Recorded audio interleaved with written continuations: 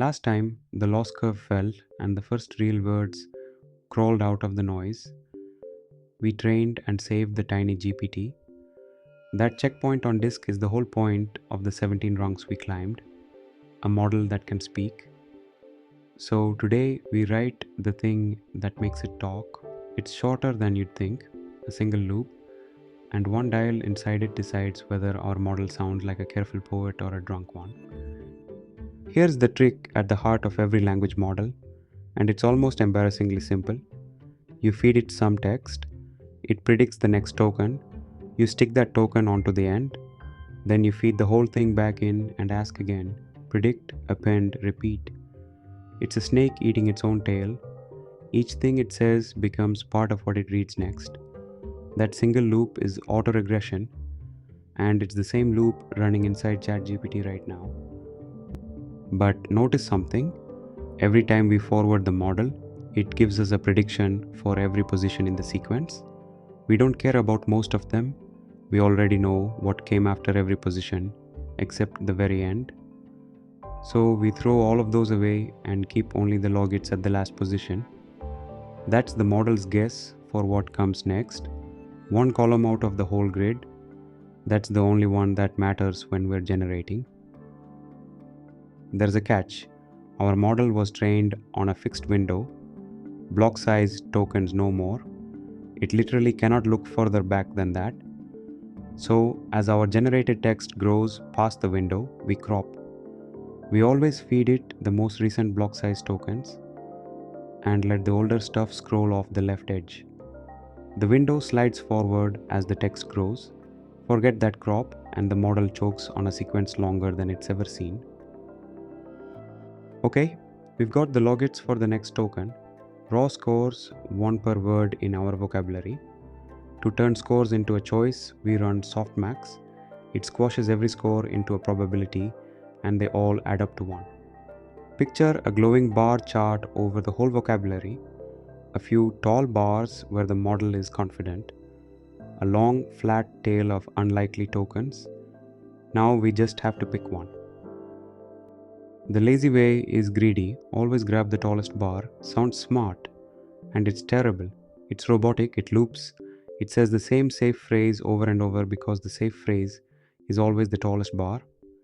The fix is to sample, roll a weighted die where each token's chance equals its probability. Tall bars usually win, but not always, and that little bit of surprise is what makes the text feel alive instead of stamped out by a machine. Now the fun part, temperature. Before softmax, we divide the logits by a number. Below 1, we sharpen the bars. The tall ones get taller, the model plays it safe and a little repetitive. Above 1, we flatten everything. Long short tokens get a real shot, and the writing gets wild, surprising, and eventually unhinged. Temperature is the creativity dial. Same model, same weights, you just turn the knob. One more guardrail, top K. Even with sampling, that long flat tail of garbage tokens can occasionally win the die roll and spit out nonsense. So we keep only the K most likely tokens, shove everything else down to negative infinity. So softmax gives them exactly 0 and sample from what's left. The tail gets cut, the life stays, and because we're only running the model forward, never training, we wrap the whole thing in Torch, no grad. PyTorch skips building the Autograd graph, so it uses less memory and runs a touch leaner. Bezo, overview. So here's generate top PI, 2 pages.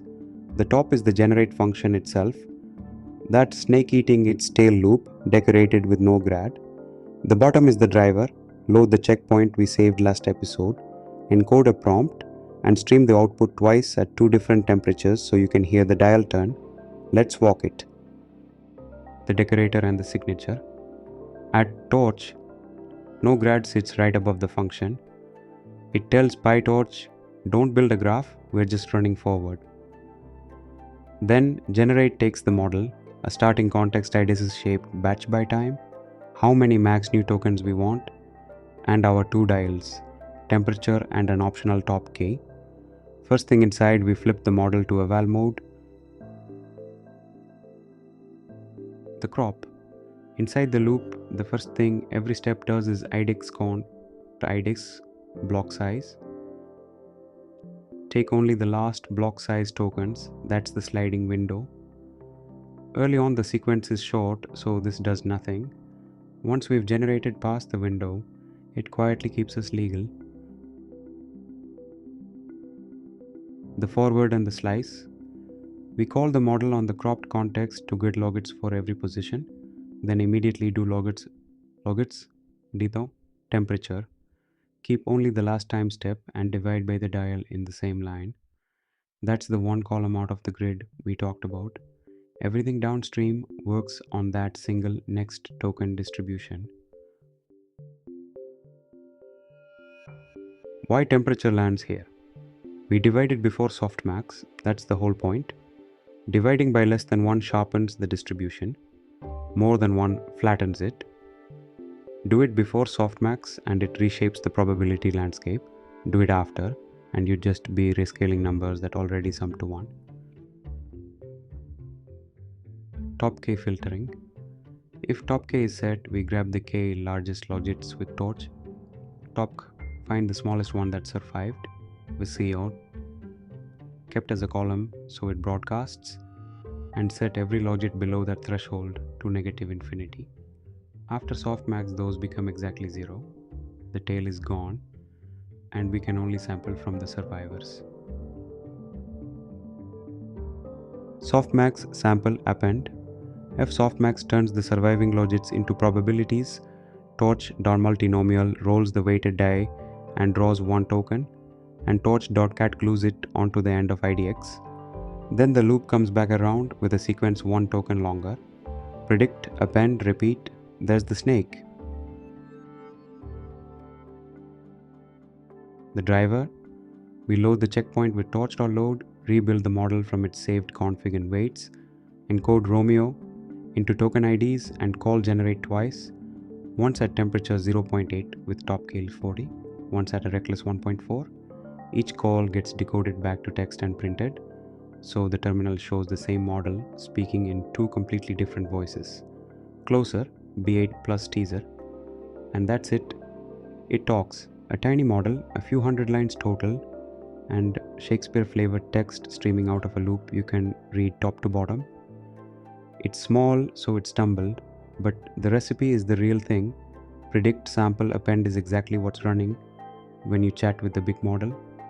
Next time, we zoom all the way out, what you actually built, how this same architecture scales from our tiny GPT all the way up to ChatGPT, and where you go from here.